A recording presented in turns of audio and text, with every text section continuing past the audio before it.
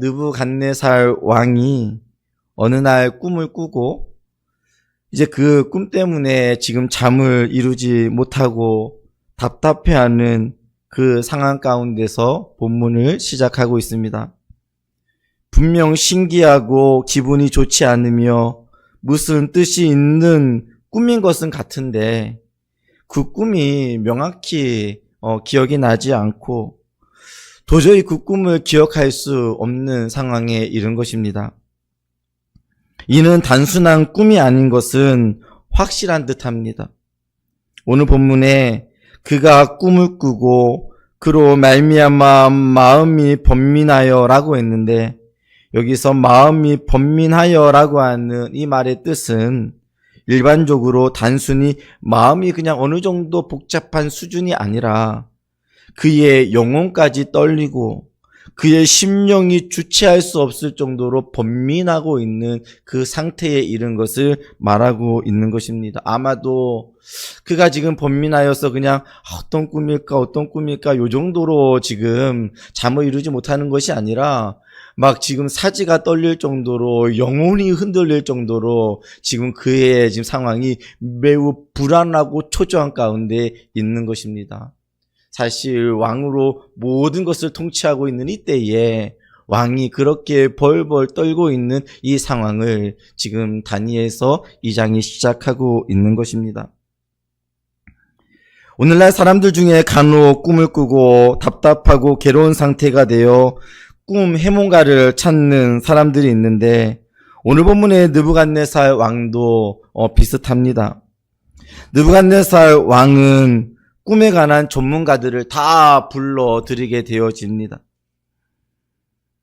박수와 술객과 점쟁이와 갈대아 술사 중에 뛰어난 자들이라고 하는 자들은 다 불러 모은 것입니다. 오늘날 예를 들면 뭐 경제 이야기 한다 그러면 경제학 박사들 웬만한 박사들은 다 불러 모으는 것처럼 지금 이 꿈과 그리고 이런 일들 앞으로 일어나는 일들에 대하여서 말할 수 있는 자들에 대한 이 박사급들을 다 불러 모은 것입니다. 당시 바벨론에서는 꿈 해석이 지식인들의 중요한 역할 중에 하나였습니다. 왜냐하면 그 당시 신들이 왕들이나 제사장에게 국가의 중대사에 관해서 꿈으로 계시한다고 그들은 믿고 있었기 때문에 그렇습니다. 그래서 그래서 왕 앞에 선 이들은 이런 꿈 해석하는 일에 능통한 자들이었고 이런 일들을 그들은 집중하여 공부하고 또 연구하고 또 한편으로는 뭐 이렇게 신접하고 뭐 이런 일들을 하는 그런 자들이었습니다. 그것이 그들의 삶에 있어서 온 삶의 목적 그 자체였다고도 봐도 틀리지 않을 것입니다. 이제 바벨론의 꿈 전문가들로 모여진 이들은 이 꿈 해석이 왕에게 매우 중요한 문제이기 때문에 이 일이 지금 잘 성사가 되어져서 내가 지금 그 왕의 꿈을 잘 해석하기만 한다면 아마 그의 인생이 대박을 맞는 그런 인생이 될 것이라고 그들은 생각했을 것입니다. 이제 꿈 해몽의 전문가들이 왕의 꿈을 잘 들어야 할 차례가 된 것입니다. 이들은 자기 나름대로 그 꿈을 잘 들을 준비를 했을 것입니다. 오늘날로 이야기하면 아마 자기들 나름대로 뭐 좋은 노트북 그리고 뭐 녹음기 그리고 거기에 대한 어떤 뭐 자료들을 다 준비해서 지금 왕 앞에 있는 것 아니겠습니까? 도대체 왕의 꿈 때문에 그렇게 두려워하고 번민하고 있는지 꿈 해석 전문가들도 아마 궁금했을 것이고 그리고 그 왕의 그 꿈을 지금 빨리 듣고 싶어 했을 것입니다. 그런데 반전이 일어나지요.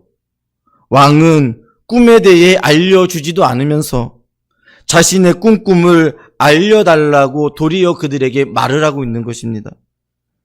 알려주어도 그 꿈을 해석하기가 어려운데 알려주지도 않고 그 꿈을 말하고 그 꿈을 해석하라고 하니 도대체 이게 어찌 된 일인 것입니까?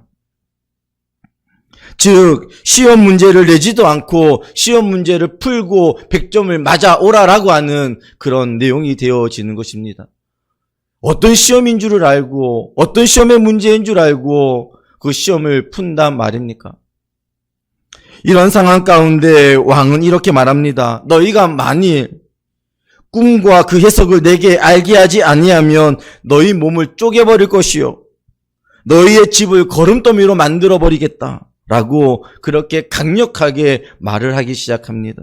즉 지금 이 왕 앞에 선 자들이요 어느 정도 괜찮은 사람들이었습니다. 그런데 그의 가문이 자기뿐만이 아니라 자기의 집의 가문조차도 멸절되어지게 되어지는 그 상황 가운데 놓여진 것입니다. 그러면서 그걸로만 끝나는 것이 아니라 그러나 만일 너희가 이 꿈을 제대로 해석하기만 한다면 나에게 알려주기만 한다면 너희에게 선물과 상과 큰 영광을 주겠다라고 그는 공언하였습니다. 사실 왕이 이렇게 말하면 그 꿈이 그냥 희한하고 답답하고 궁금할 정도의 꿈이 아니라 자신의 미래와 자신의 앞날과 이 관련되어져 있기 때문에 그런 것으로 보여집니다. 그냥 그 꿈이 신기하고 그 꿈이 뭔가라고 이야기하는 것이 아니라 분명히 이 꿈이 내 앞날과 우리 민족의 앞날에 대한 일들로 보여지는데 이 꿈이 모르니까 매우 답답하고 자기의 상황이 답답한 미래 상황 아닌 것 아니겠습니까? 그러나 왕이 꾼 꿈을 이 바벨론의 지혜자들이 아무도 알지 못했습니다. 알 수 있을 수 없는 거겠죠. 간혹 저는 재미삼아 아이들에게 카드 마술을 보여줄 때가 있습니다. 아유, 무슨 목사님이 마술을 하나요? 라고 생각할지 모르겠지만 용서하십시오 합니다.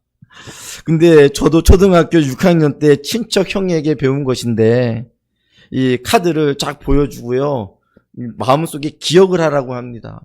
그러면 아이가 뭐 손도 대지 않고 그 국어집을 많은 카드들 중에 하나를 기억을 합니다.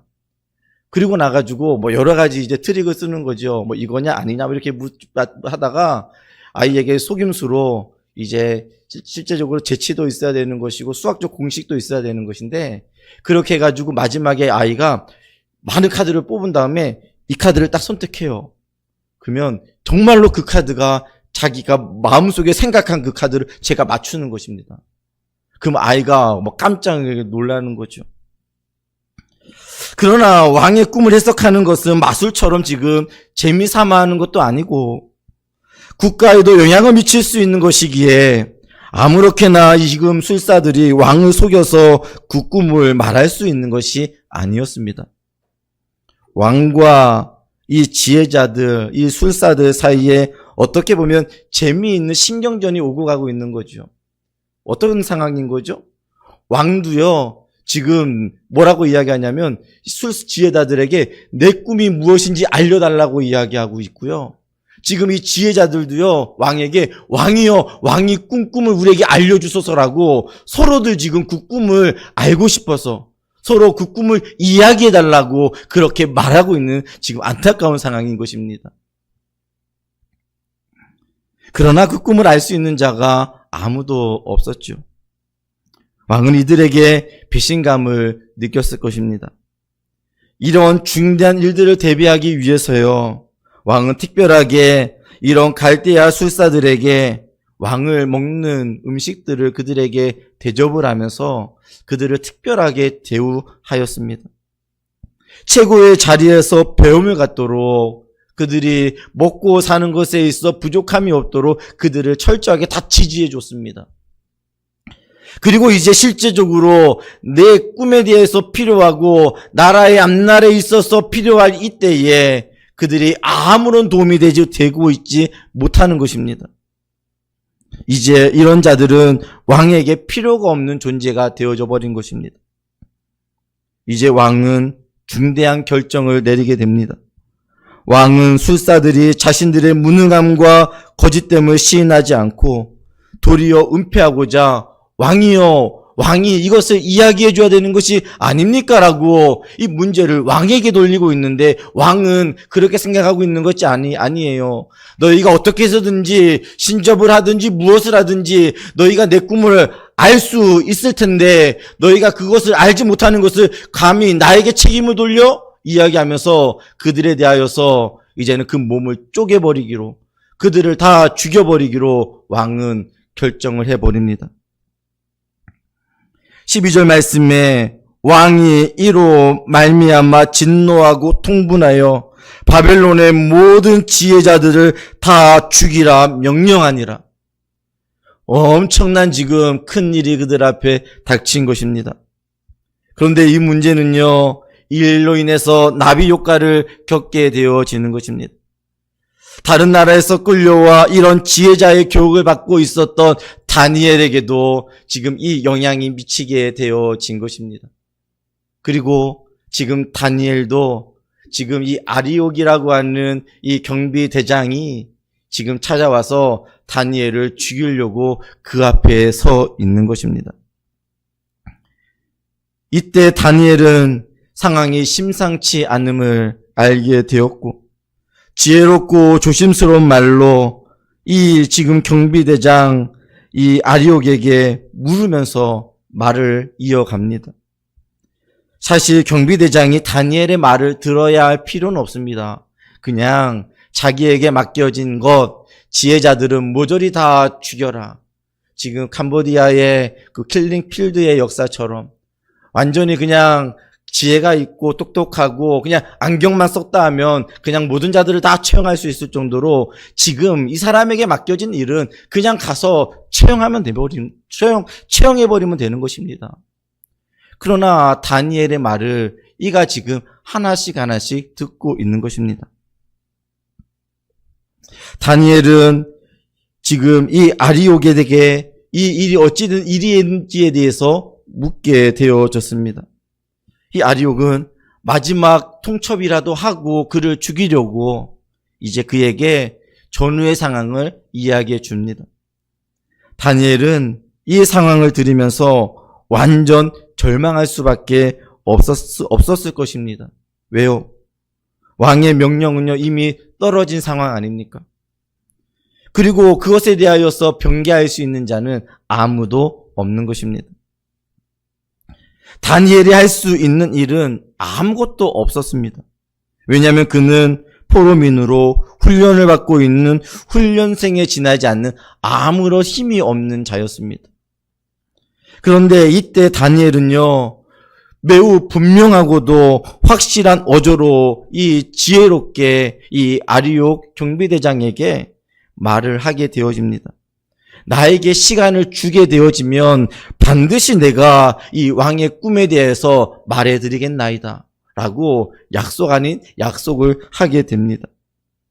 사실 그 당시에 최고의 지혜자들이라고 했던 자들도 그 문제에 대해서 알지 못했는데 훈련생인 이 다니엘이 그렇게 말한들 이 아리옥이 들을 수 있었겠습니까? 그러나 하나님께서 이곳에서도 하나님께서는 섭리를 베풀어 주시며 지금 다니엘은 시간을 벌게 되어집니다. 사실 다니엘은요 아무것도 몰랐습니다. 그 상황도 지금 모르고 있는 상황이었습니다. 그리고 왕이 어떤 꿈을 꾸었는지도 지금 다니엘은 몰랐습니다. 어떻게 보면 그 상황을 모면하고자 시간을 벌려고 했는 인간적 지혜가 그에게 있었는지 모르겠습니다. 그런데 아리옥은 그 말을 듣고 그에게 일시적 시간을 주었습니다. 이제 다니엘의 마음은 급해졌을 거죠. 말은 뱉어 놓았고 이제는 시간을 끌고는 있기는 있는데 이 상황을 모면하기 위해 인간적인 방법을 그는 사용할 수 있을 것입니다. 예를 들면 어차피 죽을 인생 지금 야반 도주하는 식으로 도망을 가는 것입니다. 아니면은 그 꿈에 대해서 연구하며 지금 왕 앞에 서서 어떤 거짓말로 어떤 이야기로 이 상황을 모면할까 계획을 스스로 짜내는 것입니다. 아니면은 여러 가지 방법을 찾으면서 그는 골몰할 수도 있었을 것입니다. 그러나 그는 인간적인 방법을 선택하지 않고 다니엘의 마음은 지금 급한 상황에 하나님께로 향하고 있습니다. 그리고 자신의 친구들에게 이 사실을 말하고 뭐라고 이야기하면 기도를 요청하는 것입니다. 그리고 자신도 하나님의 은혜만을 구하며 하나님을 지금 붙들고 있습니다. 우리 한번 18절 말씀을 함께 읽었으면 좋겠습니다. 우리 18절 말씀입니다. 함께 봉독하겠습니다. 하늘에 계신 하나님이 이 은밀한 일에 대하여 불쌍히 여기사 다니엘과 친구들이 바벨론의 다른 지혜자들과 함께 죽임을 당하지 않게 하시기를 그들로 하여금 구하게 하니라.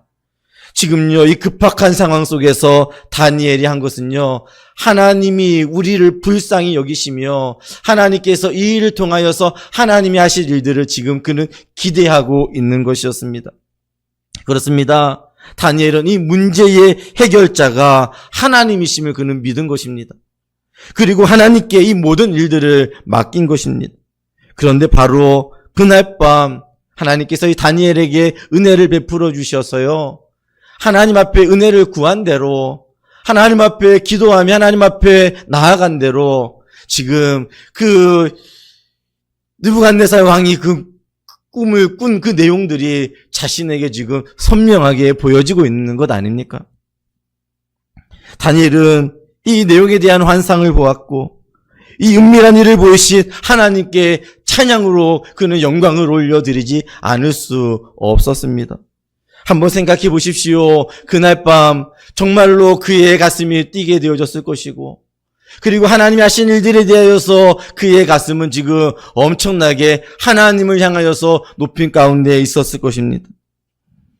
그리고 이제 다니엘은 왕 앞으로 인도되어지게 되죠. 그리고 왕 앞에서 자신이 본 환상을 근거로 왕이 꾼 꿈을 그는 지금 적나라하게 그리고 자신 있게 말을 하게 되어집니다. 먼저는 이 꿈이 하나님에게서 온 것임을 그 왕에게 먼저 적나라하게 이야기합니다. 왕이여, 왕의 꿈은 왕이 큰 신상을 본 것입니다. 아, 그치. 내가 큰 신상을 보았지라고 그가 생각했을 것입니다.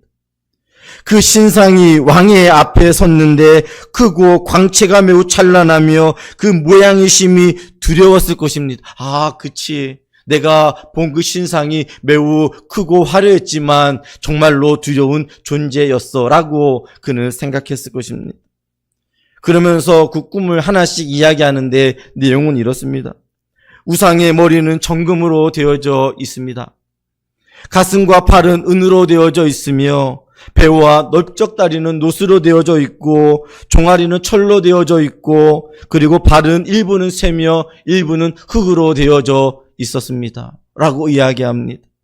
왕이 본 내용과 지금 일치하고 있는 것입니다. 이제 다니엘은 이 내용을 해석하기 이르게 되어집니다. 이 신상의 정금으로 되어져 있는 이 머리는요, 지금 느부갓네살 왕을 의미합니다. 그런데 왕을 뒤이어서 왕보다 조금 못한 왕이 나라가 지금 등장하게 되어질 것인데요, 그 나라가 왕의 나라를 지금 점령해 버릴 것입니다. 그리고 다음으론 배와 널쩍다리인데 노스로 된 나라가 세계를 다스릴 것입니다. 이는 즉 헬라 그리스를 말하는 것입니다. 네 번째 나라는 종아리인데 철로 되어져 있었습니다. 이는 철처럼 강한 나라가 일어날 것이라고 하는 의미가 되어지며 이 나라는 로마를 의미했습니다. 다음으로는 새와 흙이 섞인 나라가 일어날 것인데 이는 여러 나라를 의미하는 것입니다. 즉 요약을 하면 이렇습니다. 성경에 먼저 큰 제국으로 등장하는 나라가 있죠. 그 나라는 애굽이라고 하는 거대한 나라입니다. 그 나라가 영원할 것처럼 보여지고 그 나라가 매우 강대하여서 그 나라가 끝이 보이지 않을 것처럼 그 나라는 참으로 위대했지만 결국 이 애굽은요, 아수르의 점령을 당하게 되어집니다. 우리가 오늘 오후 예배 또 살펴보게 되어질 텐데 이 북이스라엘이 먼저 멸망하게 되어지거든요. 그런데 북이스라엘이 어느 나라에 지금 잡히게 되어지냐면 바로 이 아수르라고 하는 이 거대 나라에 이 북이스라엘이 점령당하게 되어집니다. 그리고 아수르는요, 엄청나게 그 나라가요, 자기의 힘이 감당하지 못할 정도로 매우 커져갔습니다. 그런데 이 아수르가 그렇게 커져갈 때에 하나님은 작은 곳에서 바벨론이라고 하는 나라를 준비시키고 계셨습니다. 그리고 바벨론이요, 이 아수르를 점령하게 되어집니다. 이 아수르는요, 무너질 것 같지 않았어요. 엄청나게 위대했거든요. 그러나 이 바벨론 나라에 의해서 결국은요, 이 아수르도 점령당하게 된 것이었습니다.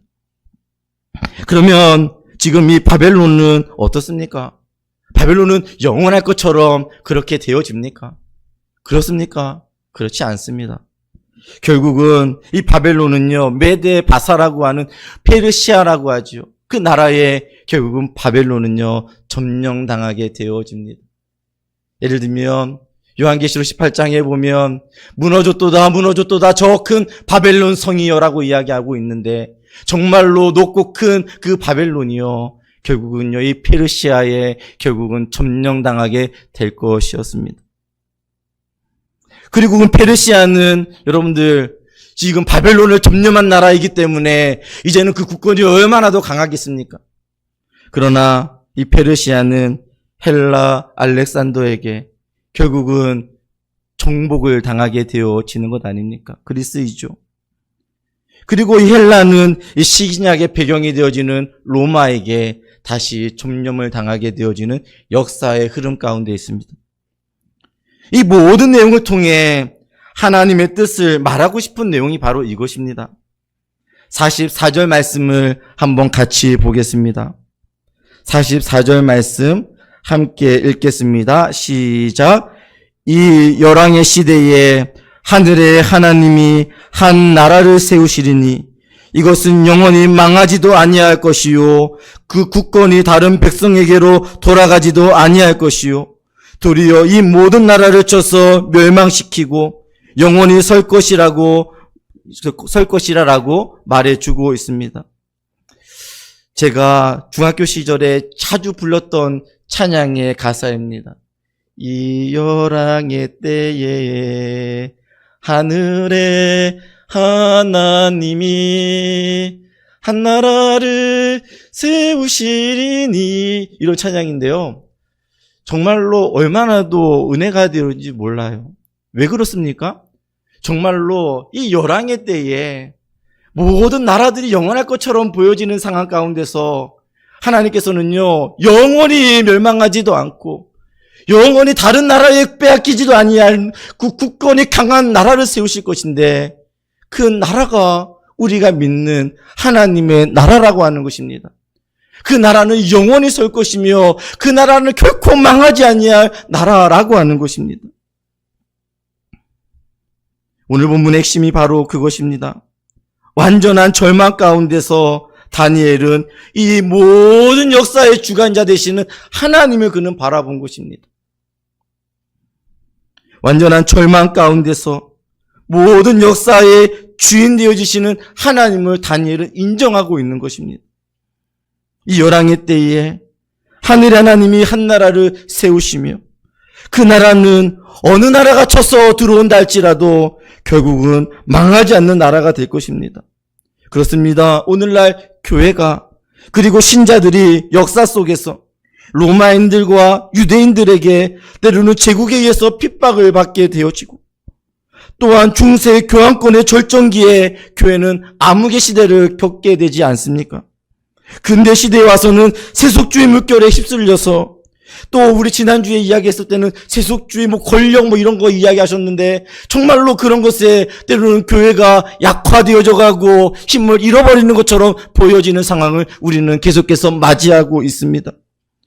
또 그뿐입니까? 오늘날 이 시대는 종교 다원주의 시대에 미혹에 빠져서 다양한 위기 속에서 마치 하나님의 나라가 없어지는 것처럼, 파멸되어지는 위기처럼 여겨질 수 있는 그 상황 가운데 우리는 놓여져 있습니다. 그러나 교회는 결코, 그리고 교회와 신자는 결코 그 생명이 끝까지 존속되어지며 결코 끊어지지 않을 뿐만이 아니라 더욱 흥왕하게 될 것이라고 하는 하나님의 말씀이 되어지는 것입니다. 그렇습니다. 느부갓네살 왕이 꾼 꿈은 인간의 온 역사를 다스리시는 여호와 하나님이 주시는 꿈으로 바벨론 제국에서부터 이어지는 인간 왕국이 세상을 통치하고 이끌어가는 것처럼 보여지지만 하나님께서는 그 나라에 대한 내용들을 통해서도 하나님은 하나님의 나라를 지금 이루어가고 계시다라고 말하고 있는 것입니다. 마지막에 가서는 여호와의 왕국이 그 인간 왕국을 무너뜨리고 온 천하의 그 위용을 드러내게 되어질 것이라고 말하고 있는 것입니다. 그 꿈에 참된 의미를 깨닫게 되어지는 이 느부갓네살 왕은 어떻게 합니까? 제국의 왕으로서 아직 20대 전후에 사실 이 청년의 그 다니엘 앞에 완전히 그냥 그의 몸이 굽혀지는 것 아닙니까? 그리고 여호와 하나님만이 온 천하의 신이라고 그 느부갓네살 왕이 고백하고 있는 것입니다. 어떻게 되어진 것입니까? 실제로는요, 바벨론 나라가 지금 이스라엘을 점령했다니까요. 포로로 잡혀왔다니까요. 잡아왔다니까요. 그것은 무슨 말을 의미하는 거냐면 신과 신들의 전쟁이었어요. 우리의 신이 너희 신보다 더 강하다라고 이야기했던 것입니다. 그러나 다니엘의 이 꿈의 속을 통하여서 하나님의 나라의 역사를 통하여서 지금 누가 참 신이라고 고백하는 것입니까? 이 바벨론 왕이 하나님이 참 신이다, 하나님만이 영광받을 신이다라고 다니엘 앞에 굽어 엎드리며 하나님을 지금 높이고 있는 것 아니겠습니까? 그렇습니다. 다니엘은 완전한 절망적인 순간 속에서 절망과 그리고 불평, 불만 가운데 있지 않고 하나님께 소망을 두는 이유는 바로 하나님의 주권을 그가 믿은 것이고 세상 나라가 아무리 강하고 아무리 위대해 보여도 그것은 일시적인 것이고 결국은 하나님의 나라가 승리함을 그가 믿음으로 바라보았기 때문에 그런 것입니다. 사랑하는 고향은혜교회 성도 여러분들, 우리의 유일한 소망이 누구이십니까? 하이데베르그 요리문답의 제1분이 그것입니다. 살아서나 죽어서나 당신에게 유일한 소망은 무엇입니까? 여러분들한테 첫 번째 묻는 질문으로 여러분들에게 정말로 유일한 소망이 누구입니까? 라고 물어보면 무엇이라고 여러분들 대답을 하시겠습니까?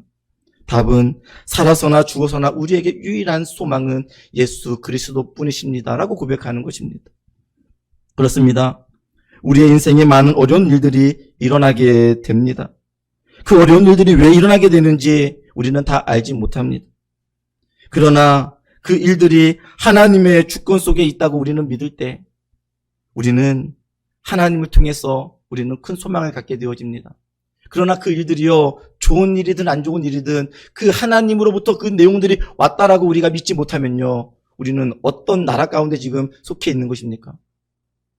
하나님이 온 우주 만물을 통치하고 다스리는 것으로 믿지 못하면 우리는 무엇을 믿게 되어지는 것입니까?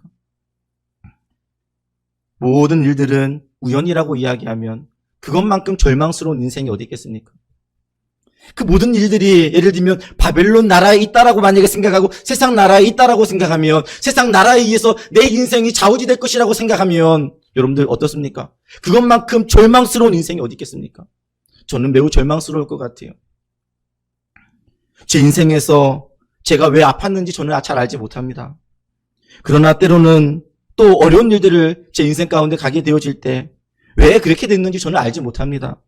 그러나 한 가지 확실한 것은 그 모든 것 가운데서도 하나님의 주권적 섭리가 있었다고 저는 믿습니다. 우리는 진정한 소망을 하나님께 두게 되어질 때 우리는 그리스도를 통해서 진정한 소망을 갖게 되어지는 것입니다. 복음이 무엇입니까? 복음이 나를 변화시켰다라고 하는 것이 무엇입니까? 어느 사건이 내 앞에 있을 때 그 일로 인해서 막 넘어지고 자빠지고 하는 것이 아니라 그 거대한 큰 복음이 내 뒤에 있고 나의 삶 앞에 있기 때문에 내 앞에서 자그마한 일들이 생기고 그 일들이 나를 어떻게 할 것처럼 보여줘도 그 거대한 그 복음의 역사가 내 삶 안에 있기 때문에 나는 절대로 그 앞에 흔들리지 않는 것입니다. 그러나 그 복음의 거대함이 내 앞에 없을 때는요, 우리는 자그마한 일들로 인해서 일희일비하는 것 아닙니까? 정말 절망의 상황 속에서 하나님이 우리의 삶의 주인 되심을 믿으시기를 주님의 이름으로 축원드립니다. 완전 패망하고 끝나버린 상황 속에서도 하나님을 믿고 의지하시기를 바랍니다. 역사는요, 돌고 돕니다. 아무리 내가 절망 가운데 있다고 해도요, 때로는 괜찮습니다. 나라가 때로는 어떻게 보면 지금 뭐 총선이 있고 또 어느 시간 뭐 대선이 있을 테고 뭐 있을 테지만 어느 쪽에 내가 지지하고 내가 지지하지 않고 뭐 이런 내용들 통해 가지고 때로는 엄청나게 완전히 절망 가운데 있고 엄청나게 완전한 승리를 거둔 것처럼 그렇게 할 필요까지도 없습니다. 왜요? 그 모든 나라에 하나님께서 모든 것들을 다 운행하고 다스리고 계시기 때문에 그렇습니다. 때로는 내가 원치 아니하는 정부가 들어서고 내가 원치 아니하는 예를 들면 총선으로 모든 일들이 기결되어져도 그 모든 것 안에 다스리시는 분이 하나님의 이심을 믿을 때 물론 지지하지 않았고 내가 몸하지 않았기 때문에 때로는 내 생각으로는 좀 불행이 오는 것처럼 보이고 나라가 더디 가는 것처럼 보여지는 그 상황 속에서도 저도 하나님을 신뢰할 때는요. 그 모든 것 가운데 넘어지는 존재들이 아니라 더 우뚝 설 수 있는 것입니다. 때로는 내 부모가 때로는 내 마음에 들지 아니해도 또 내 자식이 내 마음에 들지 아니해도 분명히 하나님의 놀라운 주권 속에 있음을 믿고 때로는 절망처럼 보여지는 그 자식이요. 때로는 어떻게 되어집니까? 나중에요. 하나님의 놀라운 섭리 가운데 그 자식이 때로는 나의 삶에서 가장 때로는 기쁨을 주기도 하고요. 때로는 반대가 되어지기도 합니다. 지난번에 눈썰매장을 우리 아이들과 가면서 아이들과 대화하는 내용을 제가 들었다고 했지 않습니까? 아이들이 대화하는 내용이 참 재밌어요. 이제 저희 아내가 애들을 뭐 이렇게 잘 챙겨주고 뭐 혼도 잘 안 내는 것처럼 보여지니까 애들이 하는 말이 그래요. 사모님이 우리 엄마였으면 좋겠다. 우리 엄마로 바뀌었으면 좋겠다. 그러는 거예요. 그랬더니 우리 딸아이 한 명이 나지막하게 들려오는 소리가 있습니다. 후회할걸? 그러는 거예요. 실제적으로요. 자기에게 예를 들면 주어진 것들이요. 때로는 너무나도 원치 아니하는 것처럼 보여지고 절망처럼 보여지는 상황들이 우리 앞에는 다들 있습니다. 그러나 그것으로 인해서 우리의 삶이 일비희리할 수 없는 것은요. 하나님 우리를 다스리고 계시다니까요. 아무리 열왕의 세계가 아무리 강력하고 무엇을 이루는 것처럼 보여져도요. 우리가 믿고 있는 것은 예수 그리스도 하나님의 통치와 나라를 믿고 믿음의 길들을 걸어가는 것입니다. 그런데 이것을 놓치게 되어지면 어떤 존재가 되어집니까? 결국은 인간 역사에 내 몸을 내어 맡기는 것입니다. 이 하나님의 신뢰함을 내가 바라보지 못하는 것입니다. 하나님의 주권 속에 있지 못하는 것입니다. 사랑하는 고향은혜 교회 성도 여러분들, 어떠한 상황 가운데서도 끝까지 하나님을 신뢰하는 성도님들 되시기를 바랍니다. 아무리 절망과 고통과 어려움 가운데 있다 할지라도요, 그것을 절망의 문제로 삼지 마십시오. 하나님 우리에게 소망의 메시지를 주고 계십니다. 하나님께서 세우시는 한 나라의 예수 그리스도의 그 아름다운 나라가 우리에게 있음을 믿고 오늘도 담대히 세워져 가며 복음으로 인하여 기뻐하고 즐거워하며 하나님의 나라 가운데 내가 지금 거하고 있음을 감사히 여길 수 있는 우리 고향은혜 교회 모든 성도님들 되시기를 예수 그리스도 이름으로 축원드립니다.